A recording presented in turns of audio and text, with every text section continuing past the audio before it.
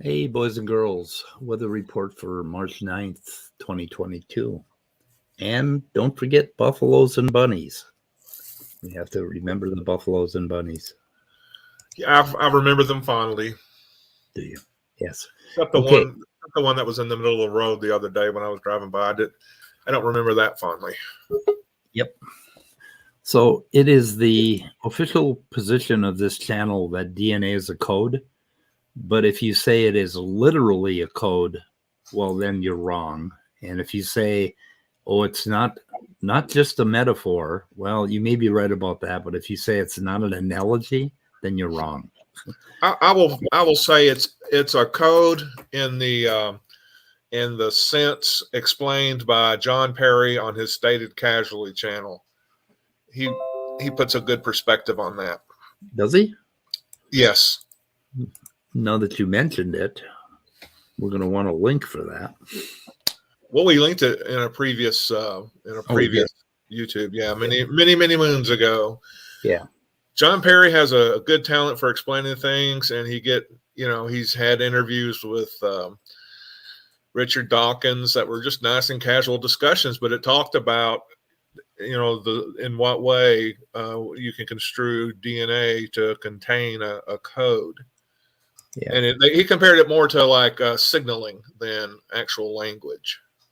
Well, yeah, it's because of that translation step that happens that I showed you, and that depends on a set of genes that are located in the genome, and those genes determine what the code is. And how those genes got there is the controversy. And Maddox thinks that those genes couldn't have gotten there by natural selection. Right. Written. And for some reason, he thinks you're really stupid if you disagree with him. And that's a personal problem. Well, when people have an idea and they think you're really stupid, the chances are that they're the ones that are not exactly too bright because they're not able to see another person's point of view. And and that process of doing that is kind of a sharpening step in that you learn to see what's the connotation of what they're saying versus what you're saying using the same word. Right. Maybe they have a different definition of the same word than what you're using. I'm always trying to be real generous. So when they make the analogy between life and an automobile factory, how we create cars and how cars are forming hierarchies, I like to try to figure out exactly what kind of a car and what kind of a factory would match life so that it would be like life. So if we had automobiles that were like life, we would have this factory where basically there would be it would start with a little tiny nut, like maybe a washer. It would start with a washer, and the washer would construct itself. You'd basically give the washer metal and some plastic and a few other things, and it would construct the entire car. And then that car would have baby washers. It would find another car, it would rub on that car, and then they would have baby washers.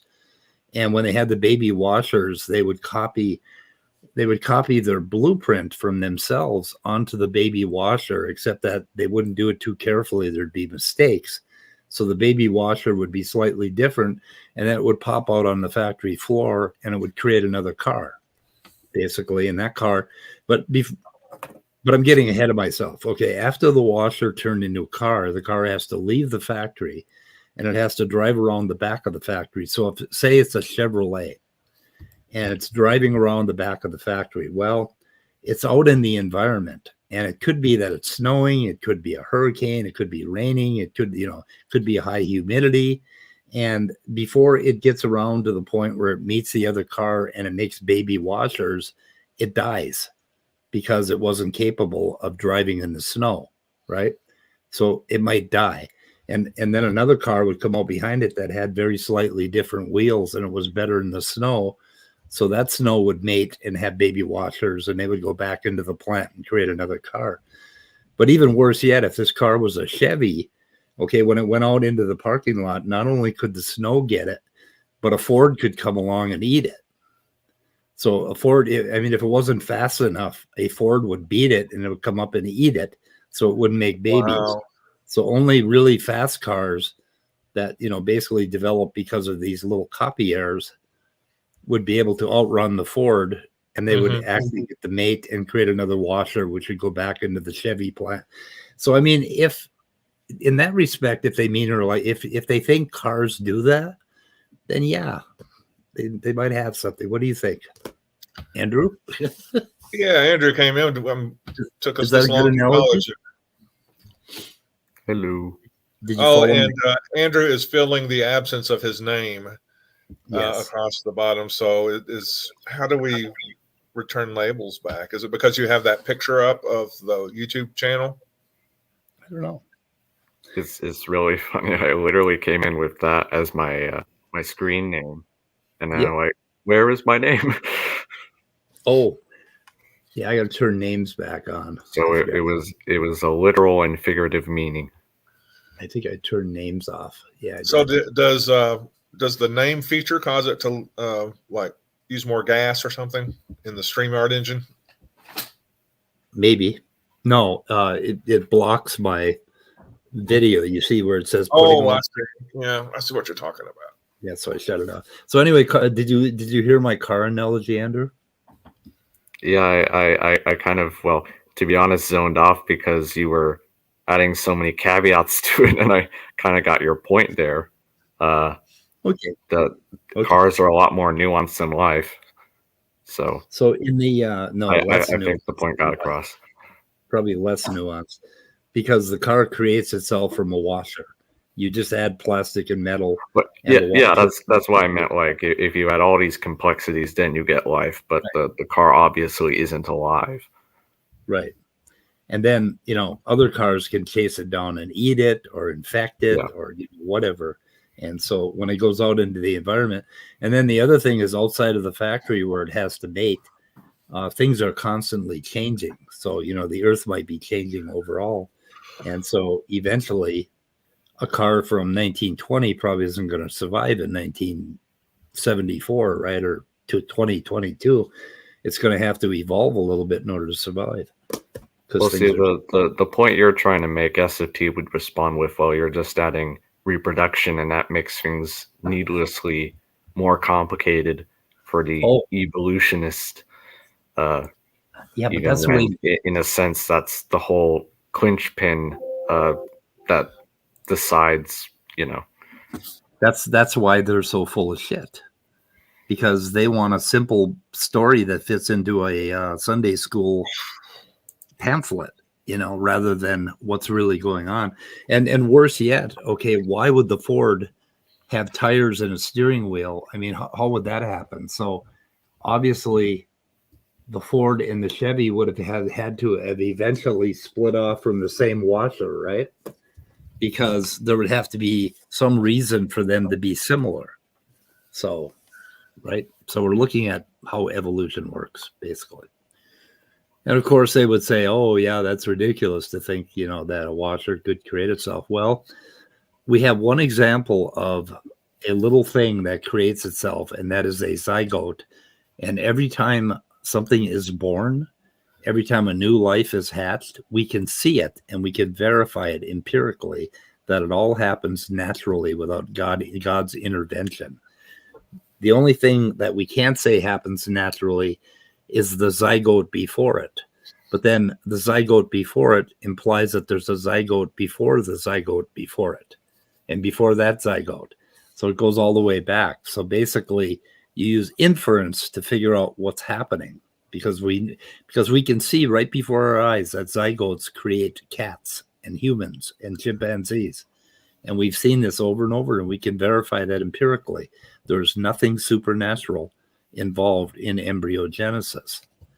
You see my point? Right. I mean, like they used to think once that like the zygote was literally a tiny person curled up in a little ball, and that became I forget the specific name for it, but homunculus, the homunculus. I think it was called something else, but or maybe it was a different name for the idea. I mean, but okay, yeah, it was, yeah. So let's see. So what you got going on today? Well, I got a little clip from John here, which leads to James Shapiro. Are you familiar with him? He wrote a pretty good book. Vaguely. Dennis Noble. I have heard of him. Dennis Noble is the one that allowed them to publish that atrocity about lobsters from outer space. Or octopus. Was it lobsters from outer space, or was it octopus? Does it really matter? Yeah, anyway. But Dennis Noble is he's a researcher on, I think, heart disease. And he's a very, very brilliant man. But as he has gotten older, him and Shapiro and a bunch of other evolutionary biologists have gotten together and formed something called the Third Way. And listen to this. Dr. James Shapiro, who's releasing the second edition of his evolution book. And so he's one of the mainstream academics who get traditional evolution. He's advocate of the Third Way. He and Dennis Noble have written some papers together, one of which I believe was titled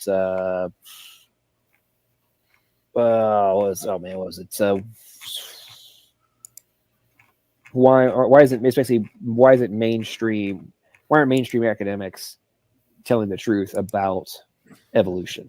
And in today's lecture, he was going on about how the traditional models of modern synthesis are just like not even remotely coherent in terms of the modern evidence, what we have seen, and how all this stuff just needs to be, tossed because it's not what we've actually observed. It's not the testable, repeatable predictions that that have been spewed ad nauseum by online atheists.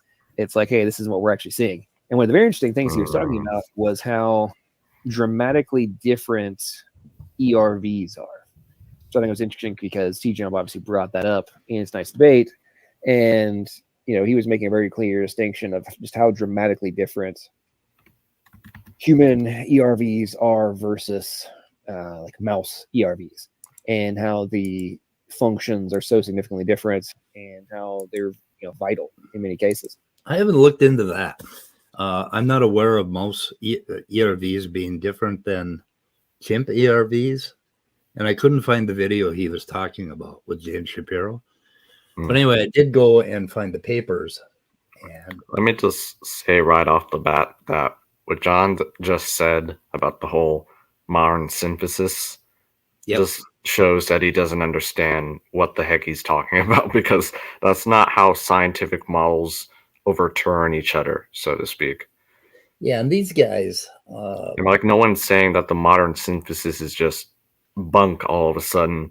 What they're saying is it could be expanded upon. That's all they're saying, as I understand it, at least. Yeah, but Shapiro and Noble are they're kind of creating a lot of flack in the community, and they're making some criticisms here that I don't know if they line up. Are you familiar with Sandwalk?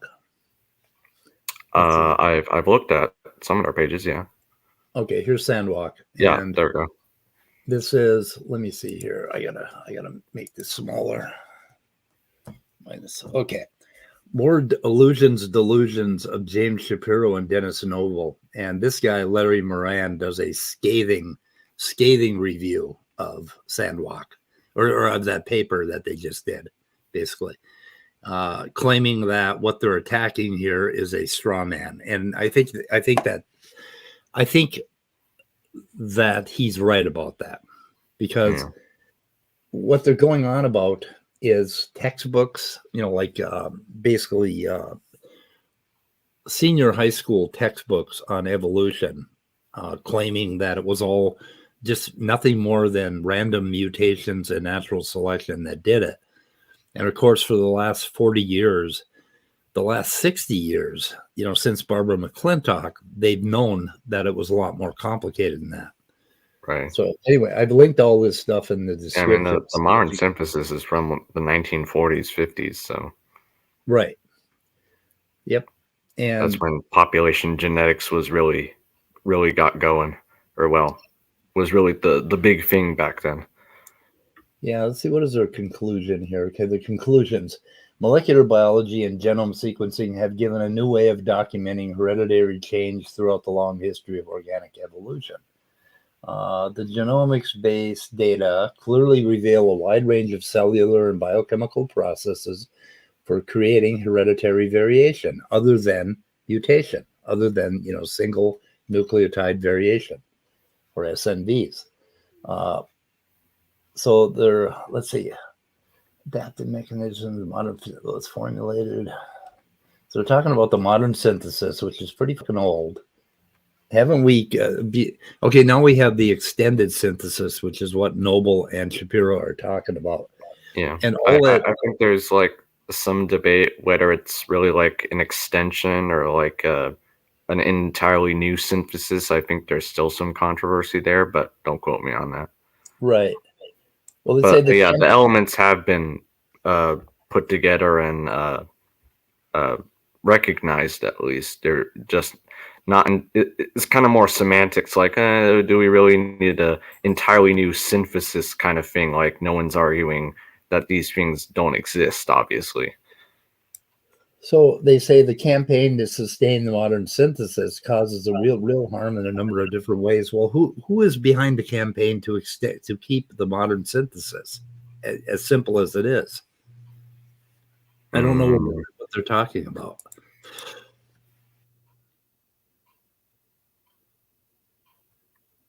Oh, you muted yourself, Speed. I know. I had to cough. Oh, so anyway, so they're claiming that this does irreparable harm to cancer researchers and people who, and I'm not sure what the whole thing is about. Apparently, if they treat tumors, they create a tissue type or cancer cell type that is immune to that treatment, right? So they leave just the cells, which is kind of like antibiotic resistance. And I'm not sure if it goes any further than that. But the other things about the extended synthesis is that things like culture can actually reach back and affect the genome, right? By determining who gets mated and determining which genes end up in the future. So that's one of the things. So what they're looking at is, and they're also looking at epigenetics, which, we found out that epigenetics can be inherited for more than one generation. Not that many. Yeah, not too many, but yeah, it can last a little bit. Yeah, I guess in some fungi, it's lasts for. There are always exceptions, but yeah, it just depends. Yep, but in our gametes, when our gametes are created, any DNA methylation is stripped from the genome so that the zygote can go back to the stem cell type. Yeah, it basically just resets itself. It has to reset itself. If it didn't reset itself, the baby would end up being a liver or something like that, right? It would end up being, it wouldn't be able to develop if it didn't reset the epigenetics. Right. But yet, now epigenetic changes that last for more than one generation, they found ways that they can feed back into the genome and sustain that change long enough for mutations to compensate and determine a new genome. Basically, that certain mutations would pop up. So they found all of these multiple layers. And then the other thing we found is these fucking little retrotransposons. I mean, they're insidious, and they're constantly rearranging our genomes. And if they do that in our somatic cells, eventually it's what kills us. So you may not live over 120 years old if they don't find some way to fix these little suckers, because they're jumping. Occasionally they jump around and they will screw up. They will jump into the middle of a gene and they will screw that gene up and you will die. You may get a cancer or whatever. But every now and then these things jump into a place where they don't matter. And then, and that's why 50% of our genome is made of these transposons, because they found places that didn't matter. Because if they find a place that does matter, that kills the organism, guess what? The transposon dies with the organism. So it doesn't do itself any good by jumping into a place where it's going to kill us, because it will kill itself, because we are the only place it can live. So, and obviously there are occasions where it jumps into a place where it increases the promotion of a gene and it actually has some positive effect. Or they can actually create new genes, like de novo genes are possible because of transposons. Right. And there's just a whole, it's complicated. It's what we're saying. It's very, very complicated. Right. Now, somewhere in here, did you hear the part last night where John Maddox says, they want to say that it isn't like an on-off switch? And he says, but it is an on-off switch. Either the gene is promoted or it's not, right? So that was what John Maddox said. And I'm not sure where he said it. But he's dead wrong about that, because the promoters are not always a perfect fit. So it's an analog function. Right. There are some promoters that will promote 10% of the gene, or the gene to be produced 10% of the time. There are others that will produce it 90% of the time, and everywhere in between, right? Right. You can say it's an on-off kind of thing in terms of it binds or not, but how strongly it binds will determine how much the gene is expressed. Like, that's kind of obvious. And also how many of those promoter genes, the promoter proteins, are in the cytoplasm. They could exist at 30% of their normal rate, and they're only going to turn the gene off 30% of the time, right? So it's going to be produced. So it's definitely an analog function. It's not a digital function. Oh, yeah, totally. Someone wants to pretend. So there's that. And what else we got? And then they got off on snowflakes. Congrats, LPP. You're getting a wee bit more time on a stream today. If you're out listening, you probably are. He loves it. He loves it. So then they got off on this snowflake thing, and this is going to take a little bit. So, okay, but I thought we'd talk a little bit about snowflakes. Okay, so I think TJump may have made the analogy that life is kind of like a snowflake or a crystal forming, that, it takes basic rules and basic information and turns it into something complex, right? If you I can see how you'd think that, yeah. Yeah. And like, first of all, when snowflakes fall out of the sky, by the time they get to the ground, every one of them is unique. And the reason for this is they have some very simple rules of how they're going to crystallize. Okay. But depending on the pressure, humidity, the airspeed, and a few other things, they may shoot off at different angles. So when it's at, say the snowflake is at 1,000 feet when it first starts to form, and then it's at 999 feet, and there's a slightly different humidity and pressure in that cloud. Well, then it will send off a crystal in, say, at 30 degree angle, right?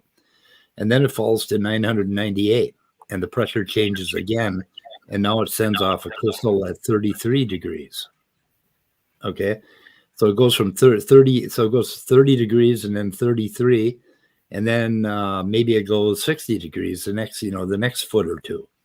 So anyway, by the time it gets to the ground, it is very unique, but it is using that very same simple set of rules. So if you look at that simple set of rules as our genome, and you look at life as the snowflake or the cell, basically you can see how one cell will turn into the tip of your finger and the other cell will turn into your liver.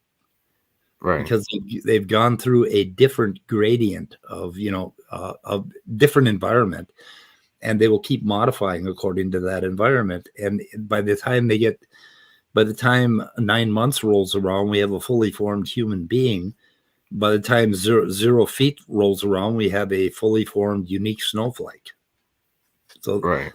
that's how the analogy works. But anyway, they don't like the analogy much, so I can play a little bit of this. You have a comment on any of that? No, I think I see how the analogy can be made.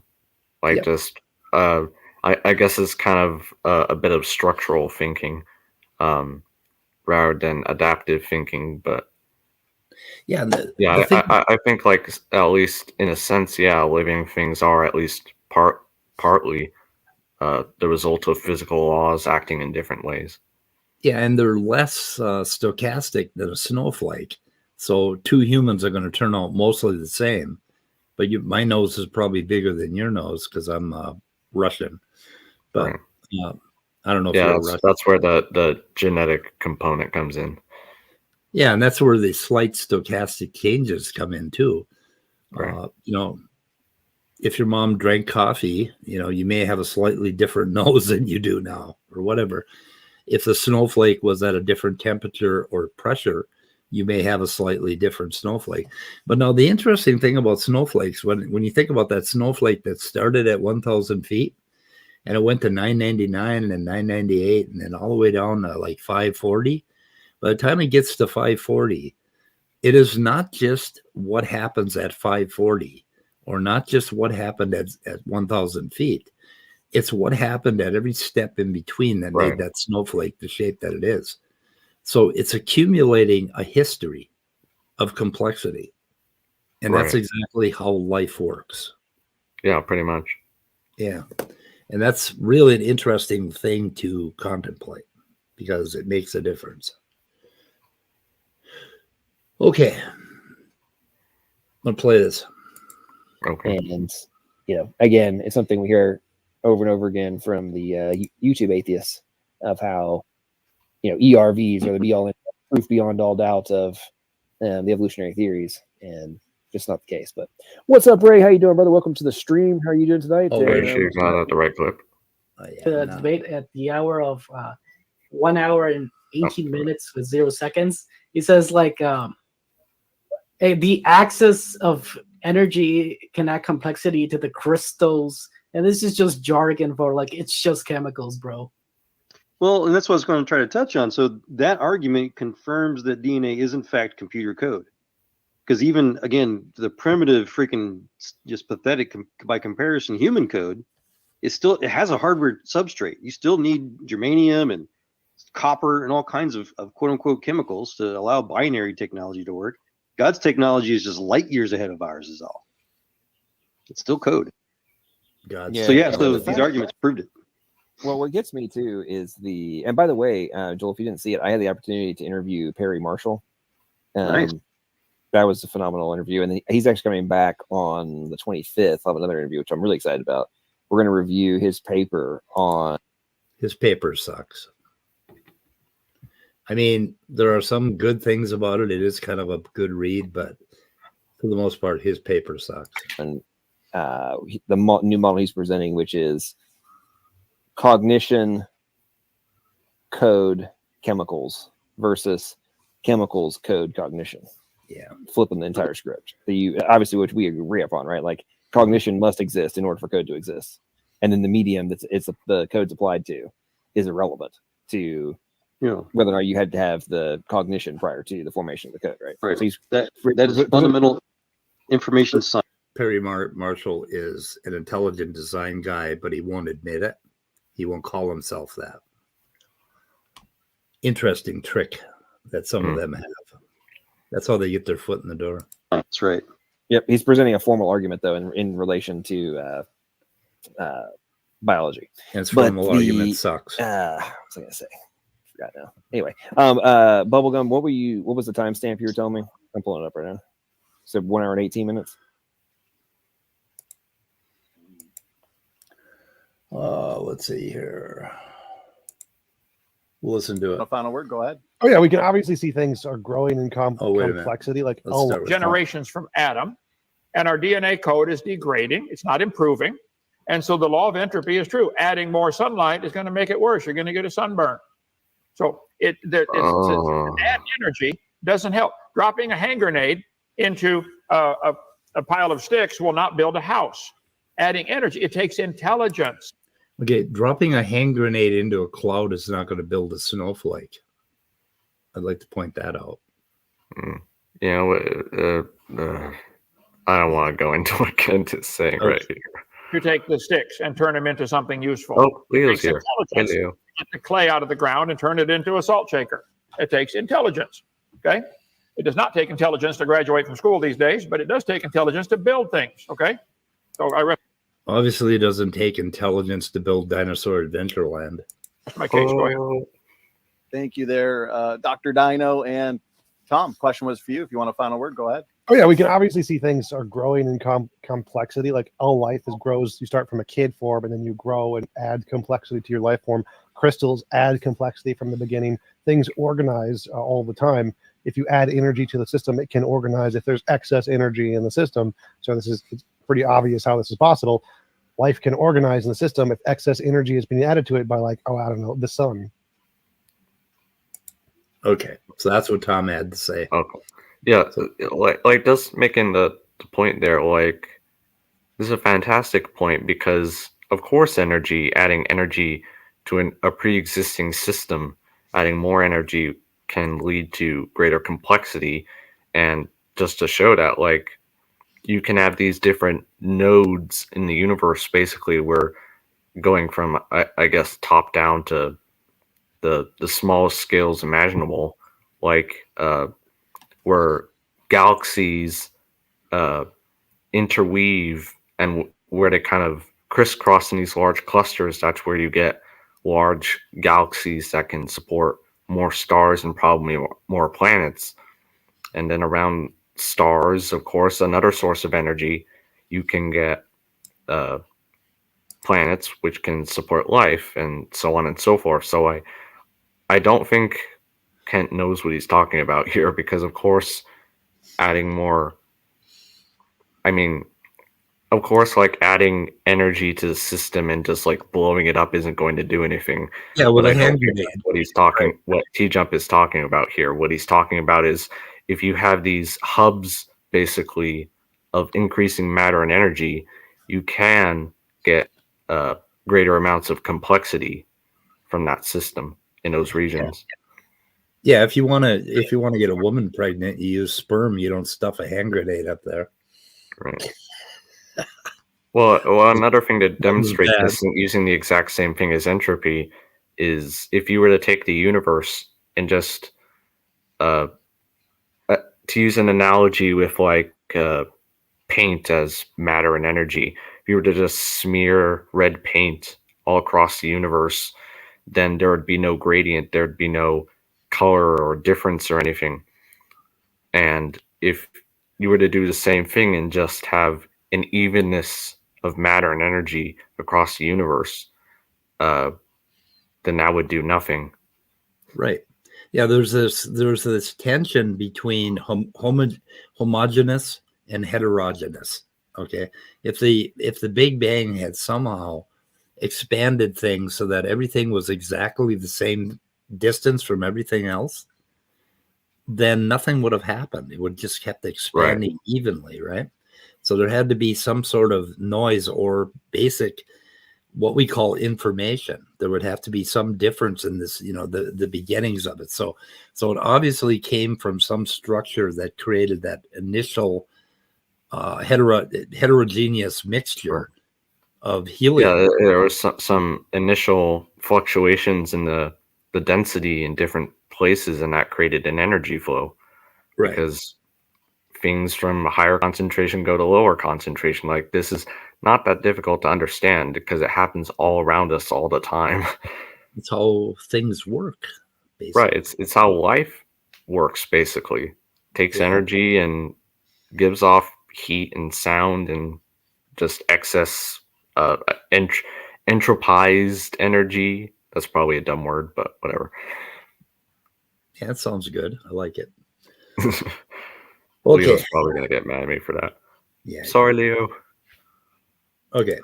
Moving on. Who's bubble? Oh, let's see, a corporate operator. It's cute. Bubblegum. Inside chat, he's bubblegum gun. Nice. 1 hour with 18 minutes and 0 seconds.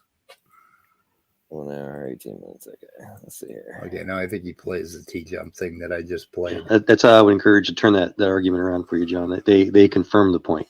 You're just saying like hierarchy and then like crystals to like have more energy to put for potential more complicated crystals, which is just saying chemicals. Oh, yeah, the chemical. I obliterated the chemical the crystals talking point in my debate with him 2 years.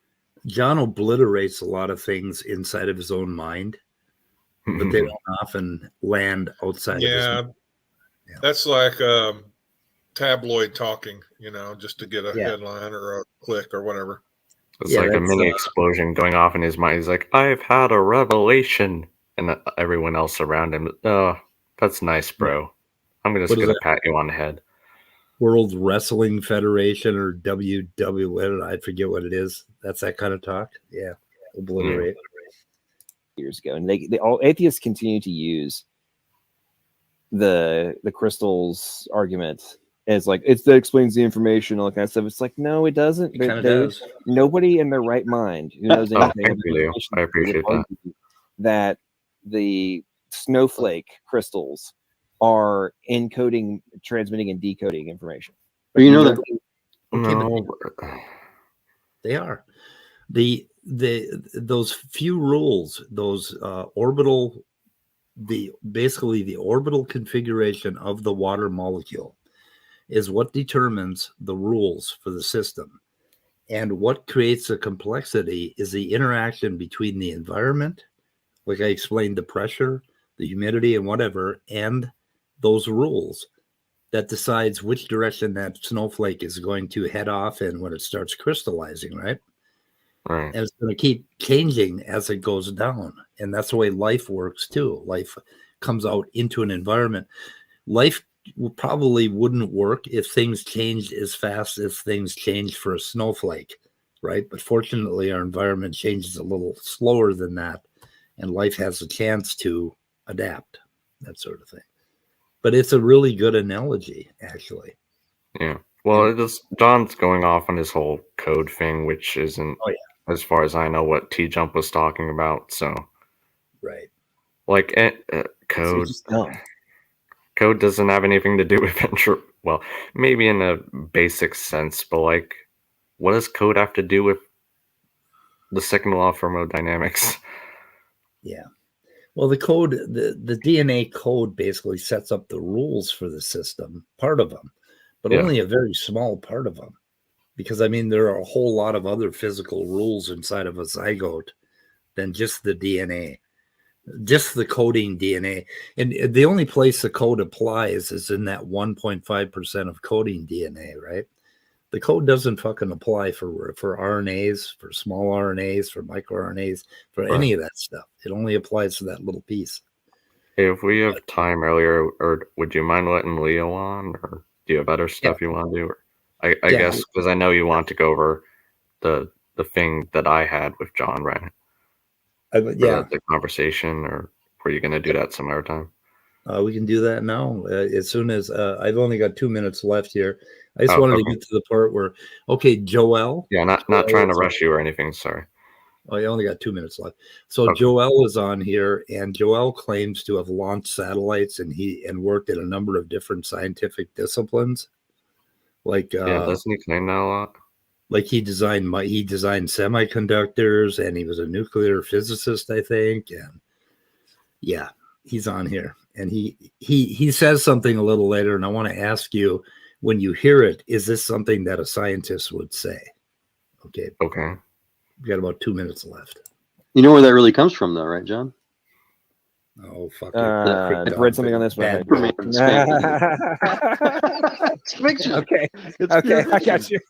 you. That's true. I mean, theoretically, It was you a bad could joke about encode krypton and you crystals. could encode information. in a Yeah. crystal.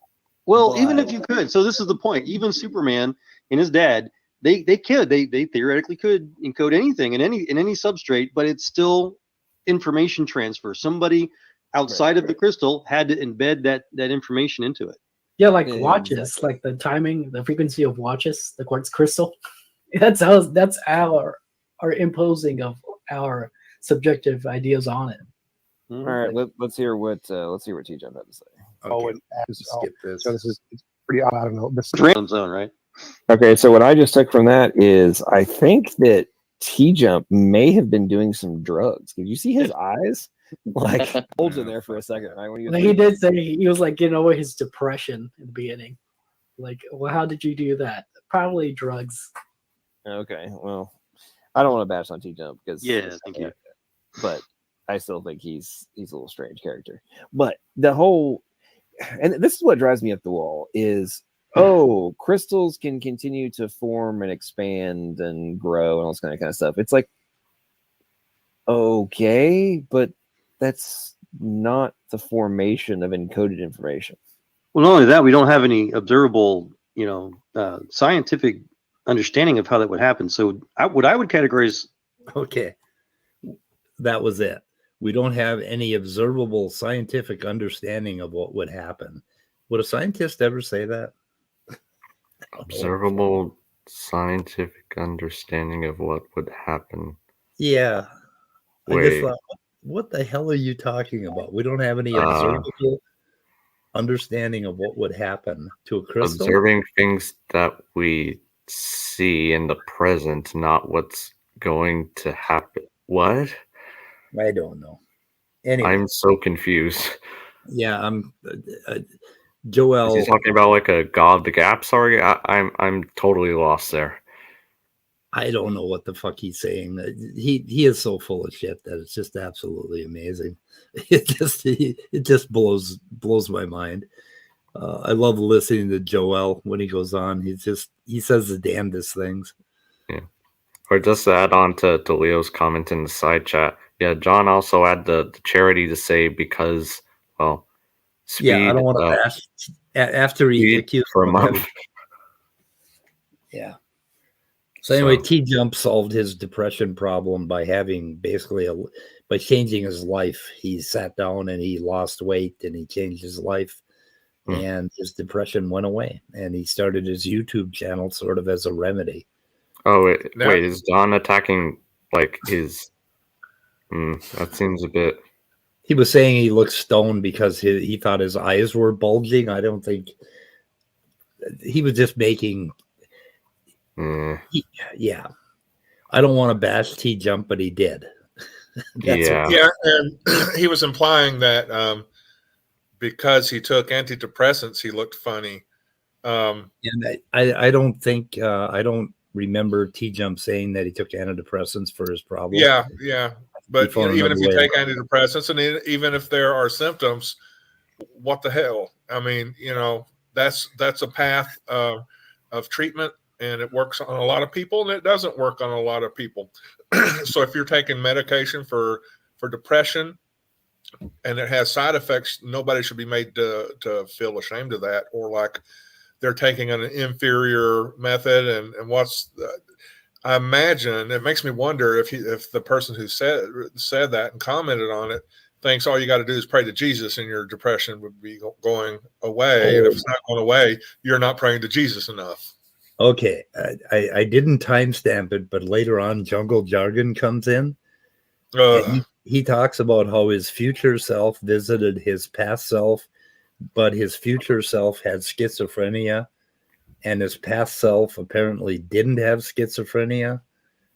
And John became a little bit embarrassed for him, and I forget what John said, but it was a precious moment. I think it was on this stream later on. Precious and few are the moments we two can talk about. Yeah, because Jungle Jargon claims to have cured his schizophrenia by himself. which never fucking happens. If you have schizophrenia, you got something wrong chemically, and if you don't treat it with drugs, you're not going to get better. That I know of. I've never heard of a schizophrenic that self-cured himself. So I'm guessing something is still going on. I think over time, if you manage to live through it, I think your basically your brain chemistry changes in your 40s and 50s quite a bit. So it is possible that you would get some remedy, but I don't know. Oh, I might lure Leo in there with this. Jungle Jargon, at one time, I forget what stream it was, but in the side chat, he was claiming that, I guess, his whole idea of time dilation and space contraction was able to explain the existence of dark matter and dark energy. So there's that little carrot or little cherry hanging out for you, Leo, if you do want to come in.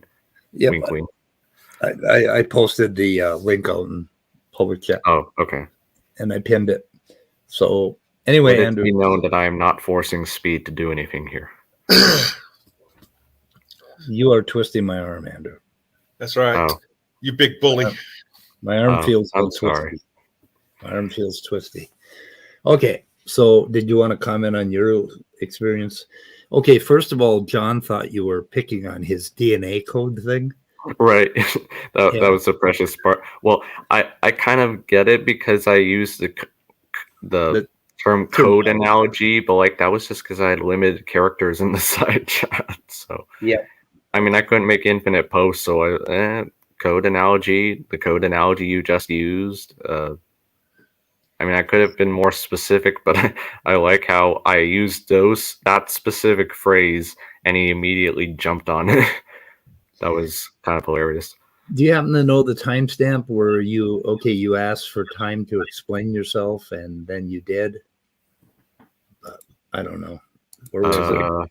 And so I took that, and what I'm doing here is trying to demonstrate the details of a nested hierarchy and how you could look at, say, a shared bug or error or written script in a certain code and say you have one code. You know, you're not showing your screen, by the way, right? And the rest of the code is... Did you say something, Andrew? I said, are you not sharing your screen on purpose, or? Oh, yeah, I could share my screen. It doesn't matter because nobody's really on camera anyway. So. Oh, that's true. Yeah. Completely normal, so to speak, in its own little way. And you find a different code that has that exact same error, but has the rest of it, the background is completely different in its function and its baseline operations.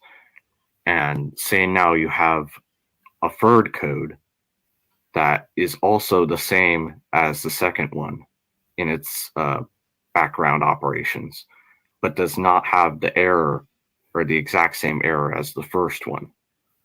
If you were to find such an example using that logic in the living world, that would be a very hard problem to solve according to the theory of common descent and evolution. That was the point. Yeah. So you were basically trying to offer up a falsification for evolution based on finding mutations that are in a lineage, as opposed to finding kind of ad hoc mutations somewhere where they don't belong, right? Right. Yeah. Like the point I was trying to make was basically, like you said, a falsification based on finding a certain unique trait, whatever it be, in one lineage, that based on the rest of the genome, for instance, like there's that one mutation, but based on the rest of the genome, suggests that that organism or that lineage is related to a completely different one than the other one. So if you were to I'm gonna have to use a concrete example here. So like if you were to use darn it, why can I not think of words? All right. That's what happens when you get to reach age 55 or above. There. Yep. Andrew, Andrew, so you're getting up there. You know, when you've got some porphyria or something. Some slack. I prefer to refer to it as level rather than age. Yeah. Hi, Beamsy. Hey, Beamsy. Oh, you can call me Apparently, cunt if you want it as well. That works too. Well, apparently YouTube wouldn't let you. It basically eliminated your comment. I saw it on StreamYard where it said cunt Hovind, but then when YouTube got it, it wiped it out. What the fuck? Oh no, it's because I swapped to this account. Oh, okay. Well, no, but it should have put that one out there, shouldn't it have? No, when you swap accounts, it can actually cause the deleting within the chat to actually say that it's the same person. Yeah, but it deleted your comment. You know, it didn't change it. It deleted your comment. So I never saw it. Anyway, welcome. Let's see. I don't know if we've been in the same stream room before, have we? Beamsy? I think so. Yeah, I don't think I've been in with Beamsy. Good to meet you, Beamsy, welcome. by the way. Yep. So I want to link your channel again. You can put it in public chat too if you want. Do you have a wrench yet? I'll give you a wrench. Where are you? So you can everything. Huh? There we go. You are now a moderator. So if John comes in, you can toss him out. No, I think I gave John a wrench the other day too. Actually, Did you get rid of it? I was going to take his wrench away right away because he wanted to post something. He wanted to post a link. But, oh, did he? I don't know. He's supposed to. No, he never did. He was supposed to post a link to that charity drive that he had for that homeless person. So anyway, so how long have you been noticing John Maddox, Beamsy? Are you there? I mute my microphone because I've got a cat that's running around, and you don't need that rubbing up against it every so often. Yep. I know how you feel. How long have you known about Maddox? I've only really had running on him indirectly through Standing for Truth since January. Okay. Yeah, I've been following him since he popped up on YouTube. I think it was 2 years ago now. So me and him are really close. You know, we're real close friends. Right, guys? John loves me. In the same way of oil and water? Something like that. Yep. We call him Lil Peepee around here. Yeah, I'm Maddox. Yeah. I seem to have really got under his nails for some reason. Yeah. Well, if you pick on his DNA as code, and it's not an analogy, it's not a metaphor, it's a literal code. And that's his whole spiel. He has not offered that's the foundational pillar. It's the only pillar. It's like the only. Yeah, pretty much. He's got a few little side pillars here and there. I gotta have it fun. Can you think of one? If he actually said the genome or the genetic code is a code, I can accept that because a lot of people who study it say, yes, it is a mathematical code, so I have no problem with that. It's the fact being he says the DNA itself is a code, and that's where my grief with him is. Yeah, it's a literal code. Literal. Wait, he actually says the DNA itself is a code? Yes, but he'll represent it as he's talking about the genome, and that's why I tried to point out that he's using an aspect of a translation like the Enigma machine does. But no, the DNA itself as a physical object is just a chemical reaction. It's when it goes to the genome stage or the genetic code stage that it becomes a mathematical code. And that's why he tries to drag it out of the DNA when he makes his explanations, but then goes back to the DNA when he actually says it's a code. It's only a code. It's only a code for that 1.5% of the genome, that codes for DNA. And so there's only 1.5% of the genome that has exons that actually code for proteins or code for amino acids. The rest of the genome, he wants to say the entire thing is this like complicated program that God wrote that works like software, and that the whole thing.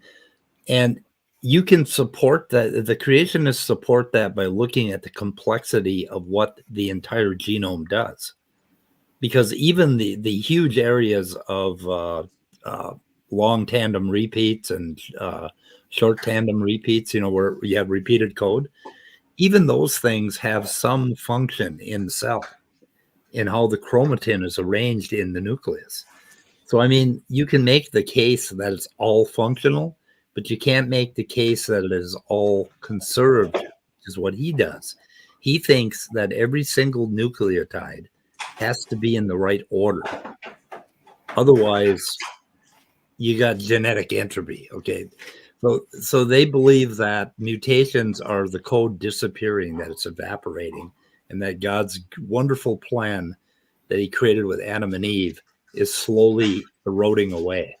So that's how they explain evolution. And we know that none of that is the case.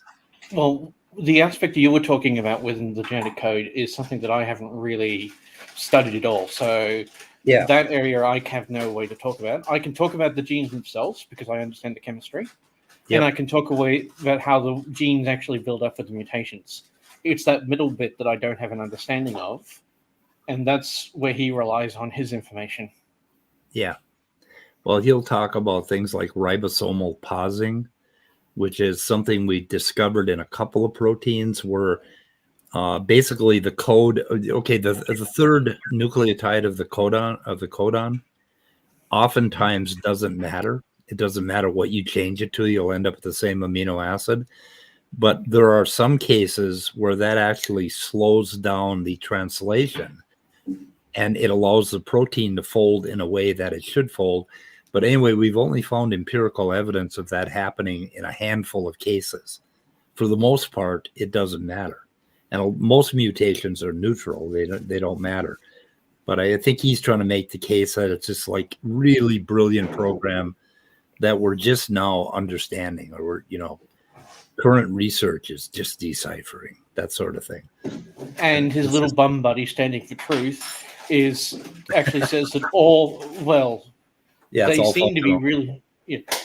No, he says that the majority of mutations are deleterious, whereas in Yep. And most of them are neutral. Yeah, the majority of them are neutral, and they don't even talk about how they are actually removed. The immune system does an amazing job at that. Yeah. Yeah, and they talk about transposons frequently. And transposons, there are 3 surviving transposons in our genome: L1, SVA, and ALU. They're the only ones that are still jumping. And when they jump, they mutate fairly rapidly, across generations. And if they did not mutate, they would kill us. They would jump again and they would multiply and they would become a problem. But fortunately, so actually that is a beneficial mutation. Every time a transposon loses its ability to jump, that sort of thing. And we've got like three of those suckers left that are still jumping around in our genome. And they're responsible for a lot of cancers and a few other diseases that we get, as we age. But for the most part, so, it's the thing is, when you start talking about DNA and you start saying it's junk or not, you're automatically wrong, because it is everything in between junk and functional, highly functional and not functional at all. So, I mean, everything in between is possible. And so they want to have these black and white conversations, and they get us to, they kind of push us to the point where we'll say, no, some of it is junk. And I don't really want to ever say that, because the whole genome basically goes into a function, which is the cell, the zygote, and the whole genome constructs the organism, basically. and it all The has best a example of I've seen of junk, what you could refer to as junk DNA. We have genomes that actually control the ability to wag our tail. We can actually have the muscles to wag our tail. Yep. Those genes exist within us, but Yeah, that would be junk. Yeah. no, but it's not junk because there are further genomes that actually tell that genome to no longer wag tail, but actually perform muscles within the bowel movements and the ability to flex some of the muscles in that region now. Oh, I didn't know It's- that. That's interesting. But the Yeah, actual don't mess with genome- my bowel movements. Those are important. Yeah, but the genome that actually gives us the ability to wag and move our tail is junk. Yeah. But if we remove it like junk, then the side effects of it are quite detrimental. Yeah. So the form of junk DNA is a malformed example. It's more of what would be the best way of putting it? Non-functional DNA would be a better way of putting it, or non-conserved DNA. Yeah, that would be another good way of putting it. So Christopher Cas9 on Cell Cordova's channel, Evidence and Reasons, did a really good job of talking about junk DNA as not garbage, but junk like a junk drawer. Like there are some things in the junk drawer that you don't use too often, or you will pull them out and you'll use them for something totally different. Like I might use a piece of a chair that I bought to prop up one of my monitors, at some point. So, I mean, that's what junk is. And that's why I give the example of the ability to wag our tail. It's it serves a purpose within a region, but as a genome by itself, it has no purpose. But it actually has further purposes that have been built up on because it was there to use. Yeah, it all sounds like scrap paper to me. Like how the idea, how we get rid of scrap paper sometimes, or we can use it as like anything we want. Yeah, that's the other thing is some of these transposons will jump into like in the middle of a pseudogene, and they will cause it to promote the rest of that pseudogene, and they may actually get duplicated so that what you have is domain shuffling among proteins, and you end up with taking domains that were useful in one protein and grabbing some from another protein and shuffling them up and ending up with something that will have some sort of biochemical function in the cell. And it may not do anything for 1,000 generations, but eventually another mutation might come along and hook up to that network so that becomes a functional second pathway to a particular reaction. And so now you have two ways for the same enzymatic reaction, and the first one or the second one can mutate or disappear, and it would change. So basically, that's how it happens. There's all this neutral DNA that's hanging around, and it does something. It's doing something chemically. It's biochemically active. It's being transcribed. And eventually, the network will hook it up to where it does something functional. And that's how evolution happens. And they don't get that. So I don't know. It's not an aspect of, I don't think they get that. I think they have to deny that because if they accept that, then they have to start looking further into what they represent, especially seems that they're young Earth creations, which is the one that really gets my goat up because my interest is in astrophysics and geology, not in biology. I just happened to do a paper on the genetic background of the 3 remaining monotremes. So I've got a honorary accreditation. So it's not a degree. Okay. So you have a published paper? I've got a few.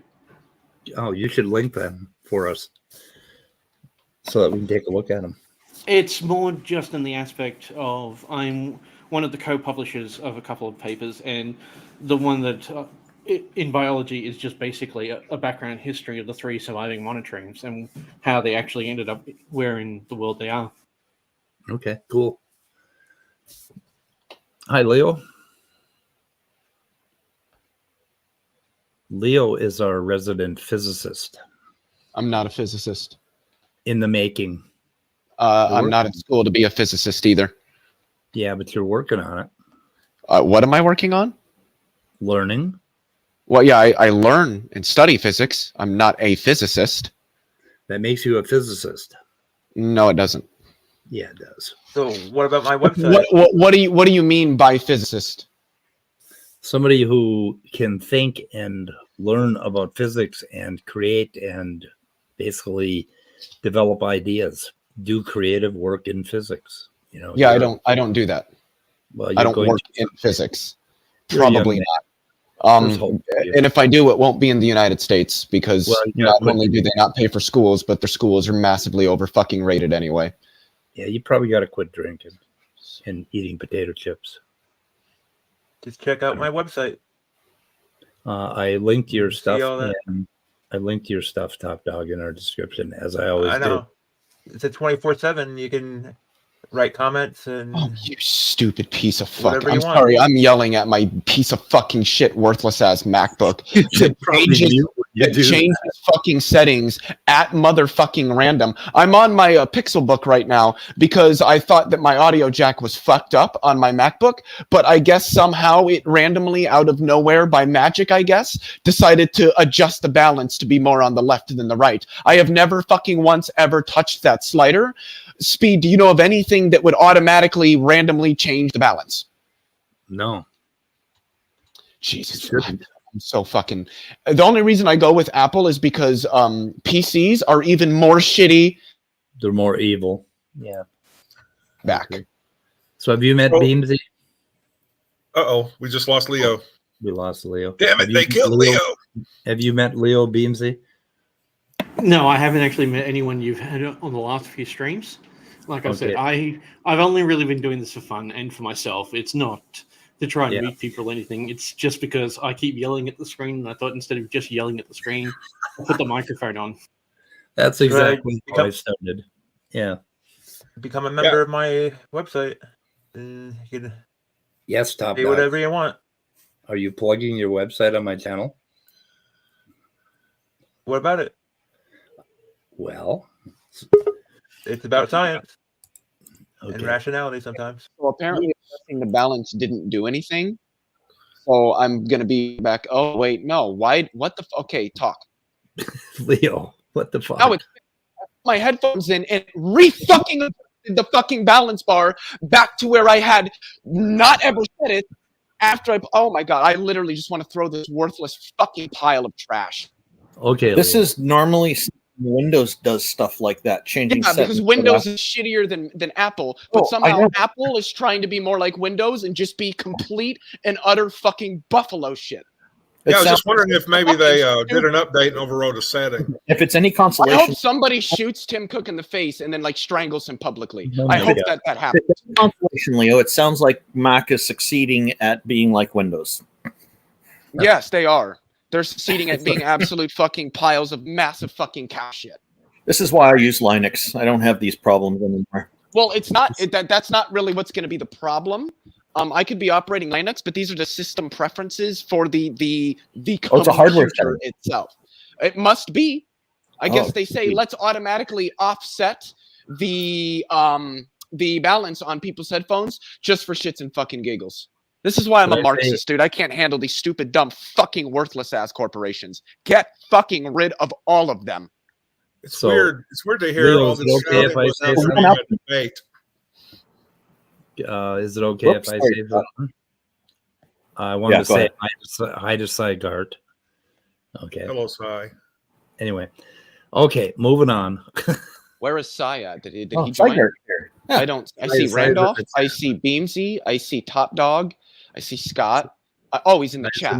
He's in the chat. Yeah, he's in the chat. I was going to say, is he sitting here listening to me rant and rave about Marxism and MacBooks? Yes. But no, he was. I mean, he is, but he was just in fact, Leo, everybody's sitting here listening to you rant and rave. Yeah. Good. Hopefully they're taking notes.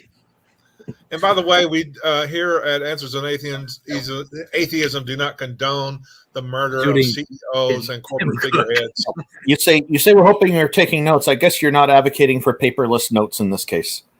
Yeah. I mean, take notes on whatever you use. I don't know. You want to use paper? Go ahead. It'd probably be better because you won't have to deal with balances randomly being fucking changed. You won't have to worry about the color of your ink or the font style just like randomly changing on paper because that's not how paper works.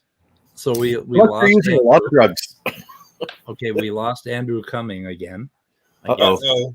Dang it. He'll be coming back. Why am I even here then? So it's going to turn into a shit show from here on out. I'm just going to let that happen until I shoot it in the head, which is going to be. Why would it be a shit show? What's with the? Speaking of that, what is the symbol on John Maddox's cap? Is that a lightning bolt? Looks like a the Flash. I think it's a Flash thing. Is that the new Trump theme? He's moving on from MAGA to some Flash thing, or I don't think he's ever worn a MAGA hat. That's always been the hat in his picture. Flash is like a superhero, and I hope that they don't take over, become the symbol for MAGA as well. That would be bad. I wish I'd bookmarked the other part here where they talk about how atheists just want to believe that we came from random chance. I don't know. And atheists are so desperate that we'll do anything. We'll contort the science so that we can make the point that we just came from random chance or something. I don't know who the hell was saying that. He uses the phrase YouTube atheist an awful lot, I've noticed. Yeah, I don't know what that means. Evil derogatory. Atheist. Yeah, evil atheist. It's meant to be derogatory. It kind of means that you're stupid if you're on YouTube and you're an atheist. That's my understanding. It is. Yes, I would much prefer to be called an OnlyFans and atheist. That way I can reveal the whole thing. A what? An OnlyFans atheist. That way I can reveal everything. Yeah. I just, one of the biggest things that I love doing with these creationists is just asking, what do you mean by that? And then you realize they don't even understand the very words they're using in any meaningful way. And then they just get angry and project their own failures onto you as if you somehow did something wrong. Yeah.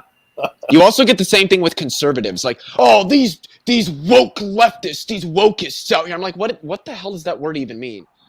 Well, it's these woke leftists. I'm like, you're using the word again, but what does that mean? What do you mean when you know what I mean? Well, no.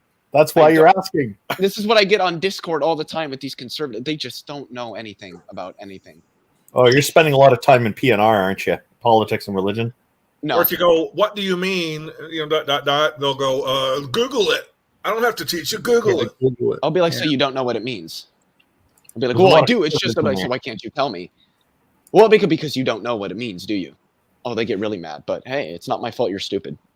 It's a matter of if you can understand something, you can articulate it. But that's why they have issues articulating anything that they say that they understand. Well played.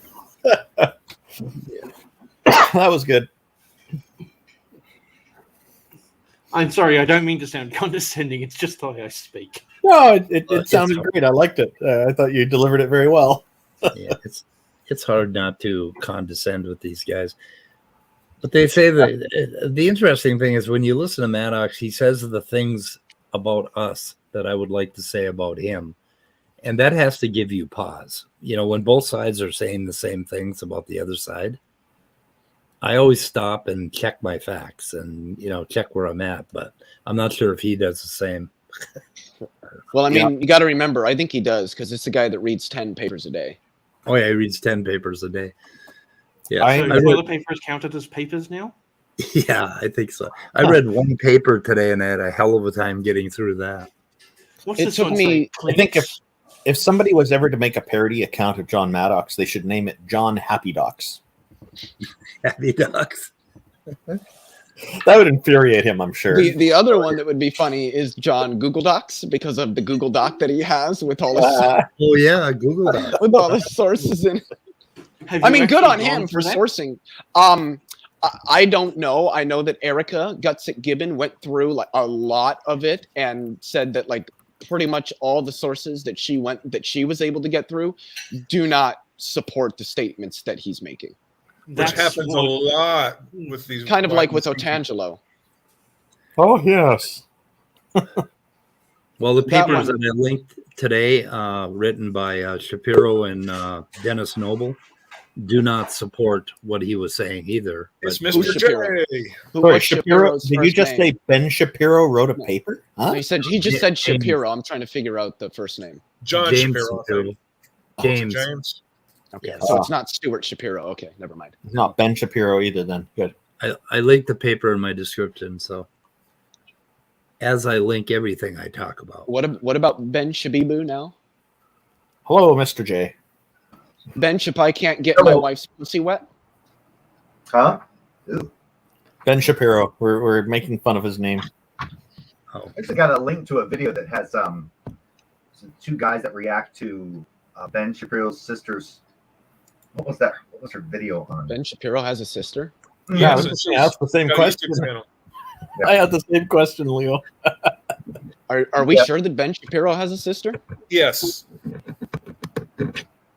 So we've looked it up and confirmed it that he in fact has a sister. There are YouTube channels I think devoted to critiquing her stuff. Well, that's cool, but the fact that somebody's being critiqued doesn't mean that they're related to somebody else. So I has don't this know been what kind of confirmed? documentation you need. So Because I know who's being talked about, Abby Shapiro, and I don't there we know. go. There we go. I don't. Look, I'm not saying that she isn't. I just. Oh, yep. Relatives: Mara Wilson, cousin; Abigail Shapiro, sister. Okay. Yep. It was Dr. Oz whose sister stole all his money or something. Oh, I've heard like a headline about that, but Yeah, that was on Colbert, I think. Oh, yeah, man. probably. I love That's how what I saw. Dr. Oz went down the conservative route because that's the only way to like get money. Yeah. Like half these people, like Marjorie Taylor Greene and Lauren Boebert, these people don't. These people are just fucking actors. They don't believe half the shit they say. They do it because they know that that's what's gonna get them plastered all over the media and get the support from all the fundy dipshits that support them. And I don't know. It's all an act. It's all just like Tucker Carlson. That's just him acting every night on the TV screen. He doesn't believe half that shit. He often acts like he's got a headache. Wait a minute. Can you believe this shit? They're going to build a Tower of Babel next to the Ark. So that it can be torn down. So it can be torn down by God. Yeah. Okay. Well, yeah. Sounds like a. There's a little ramp for all the animals. Okay, the animals can jump off the Ark and they can run up that ramp into the Tower of Babel, and then they can evolve. They're running up that into all the kinds, right? Yeah, it's going to be great. This is not something I would want to see for somebody that's a doctor, as in medical doctor. He has promoted pseudoscience and alternative medicine. There are 3 sources cited for that by Wikipedia, and has been, 3 citations. I don't know how many sources are in each one, and has been criticized by physicians, government officials, and publications, including the British Medical Journal, Popular Science, and The New Yorker for endorsing unproven products and non-scientific advice. The British Medical Journal published a study in 2014 that found that more than half of the recommendations on medical talk series, including the Dr. Oz show, either had no evidence or contradicted medical research. But he's horrible. He's a horrible pseudoscientist. There's actually an episode. This is from a few years ago. John Oliver did a piece on Dr. Oz, his testimony, and from he testified in front of the Supreme Court or Congress. Oh, yeah, he had to answer questions about his claims on TV. I'm excited about this Tower of Babel. I think You're I'm gonna going get to wait. I'm going to get tickets. I'm going to go out there sometime and go through that thing. Where is that located at? Is that, I forget, is that like Kentucky, Alabama? Kentucky. Oh, God. Do I have to go to Kentucky? Shit. Yeah, I'm not worried about what town it's near, but Oh, Jesus. I'm sorry. I'm speaking out loud. Go ahead. I hadn't counted on going to Kentucky again. I was in Kentucky once. I drove through it, and the whole time I kept my windows rolled up, my doors locked. So This is I got sick in Louisville one time. Are they planning to build this thing as a ruined structure or as a complete in perfect condition structure? I think they're going to do. I don't know. I can't really speak about what. Yeah, I just want to know why it looks like it looks like they're building a modern day ziggurat. I've got something interesting for you guys. I'm still on the Dr. Oz thing. In 1996, Oz and Rose, that's a last name, I think, received media publicity following their work on a successful heart transplant for Frank Torre. I'm assuming it's Torre. It could be Tor. I don't really know. Brother of New York Yankees manager Joe Torre or Torre, however the fuck it's pronounced. Yes, is it Torre? That's what I would have figured since they're New York Yankees, and that's got to be Torre. Anyway, during the 1996 World Series, which the Yankees won, Rose, and again I think that's a last name, later remarked that while he was disinterested in the media attention, Oz quote unquote loved it. Meanwhile, Oz and Whitworth's professional relationship grew strained due to the attention Oz was receiving. Whitworth later recounted in an interview with Vox that he asked Oz to quote stop the media circus end quote. In 2000, Whitworth departed the Cardiac Complementary Care Center, which Oz had developed, which Oz reopened that same year as the Cardiovascular Institute at the New York Presbyterian Hospital, where he serves as director. So it's no wonder he's on the whole pseudoscience. I'm going to appeal to the dumbass Republicans because he's like Trump. He just loves. He's just a media clown. It's not surprising. Indeed. Looks like Answers in Atheism, aka Speed, had to answer the phone. That's what that noise was. Okay, so I guess this Tower of Babel project's going to be paid for by Kentucky taxpayers too. Then that's what I was wondering if they were going to be willing to give them all those tax breaks. What was that? Yeah, I didn't hear you. Dr. Oz is your new god. We'll sacrifice him. Use Dr. Oz as a blood sacrifice in tribute to the fucking Babylon, the Tower of Babel. I guess they'll build the Tower of Babel, and then what do you think they'll build after the Tower of Babel? What will they build next? They're probably going to build as much as they can, I guess. Oh, the tabernacle, the Ark of the Covenant in it. Oh, the whole temple. Yeah, the whole temple. Okay, I think what they should build. What are we talking about? Okay, what they should build is a huge dam, and they should dam up a whole reservoir, and then they should let it go and see if the ark floats. No, well, it leaks. So, I would say float. No. You know, it's a building. It's not what they've got there. It's not going to float. Jericho. The problem is they couldn't find any gopher wood. Yeah, oh. Jericho. They need to build Jericho with collapsing walls. Shit. Why is YouTube just a shitty fucking app? They could build a parted Red Sea, they could build like glass walls in the middle of a lake or some fucking thing, How these companies can be worth billions of dollars and hire thousands of people with PhDs in fucking computer engineering and can't even design a goddamn website to run properly. This is fucking insane. Welcome to my world, Leo. Oh, Leo. You may not know this, but Leo turned 74 just the other day. Yeah. I just have no patience for technology that doesn't function properly when it's being created by some of the most profitable companies that exist in literally the history of the fucking world. Oh, you might be early by, I don't know, a few days.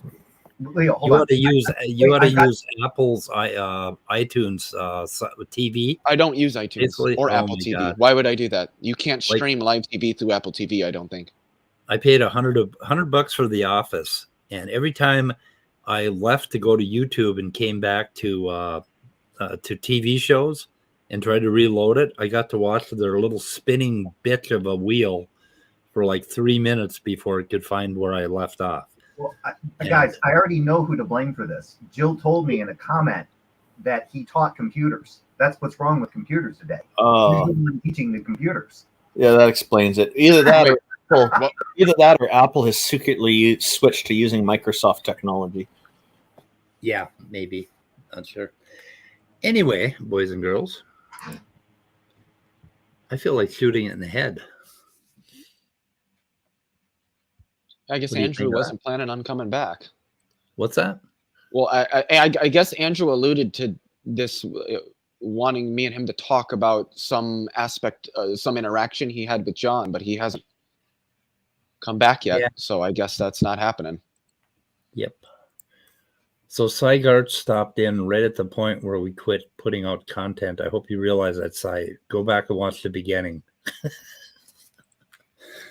Anyway. Yeah, and Brainbug is mentioning he's about to do a bug unboxing video. He ordered a bunch of bugs, and he's getting I guess he's already got the delivery today, and he's going to open it on YouTube.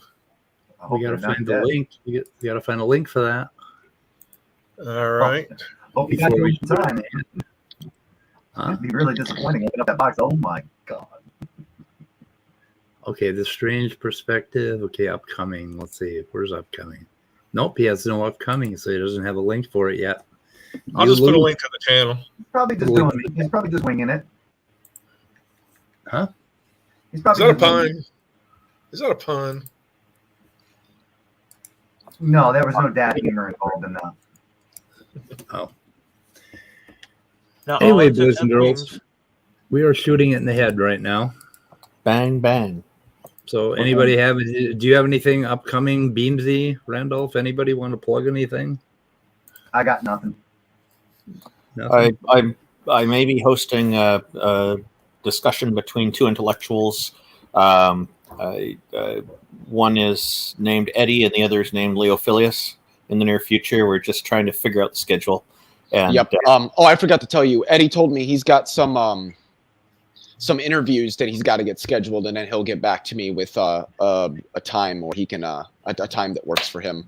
No problem. I'm gonna run it as a very nice event. I'm really looking forward to hosting you guys. So am I. Dude, I like Eddie a lot. Is that brute facts, Eddie? Yep. Yes, sir. So I just linked your channel, Randolph, because you don't have the video yet. So. Oh, thank you very much. Yeah, just youtube.com/Randolph. Yeah, you got it exactly right. Are those, by the way, Randolph, those convince me that a God exists things you guys do in the politics server, are those every week? Every fortnight. So every other week? Yeah, every 2 weeks. Yeah. What the Randolph, you have one new subscriber.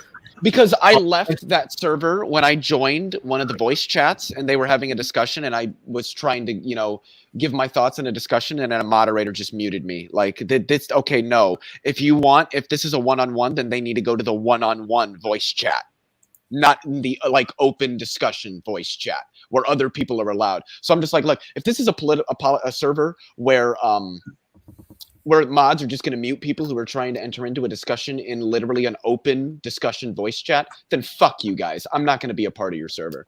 But I might join just to be a part of those. Because some of these theists make really, really, really bad arguments. So you can fight them in the Discord chat, or you can just watch it on YouTube and make your comment in there when we do it live. Yeah, but then I can't talked with that person, which is pointless to me. You want to do voice chats. They're running voice chats all the time, and there's different moderators on. I'm not involved in running the politics and religion servers. They were both kind of one community before, and then somehow they split off, and there's two of them now. And I don't know the history there, but I've heard good and bad things behind that. There's it's politics. I guess that's what's going to happen. But I do know who owns the politics server, but okay.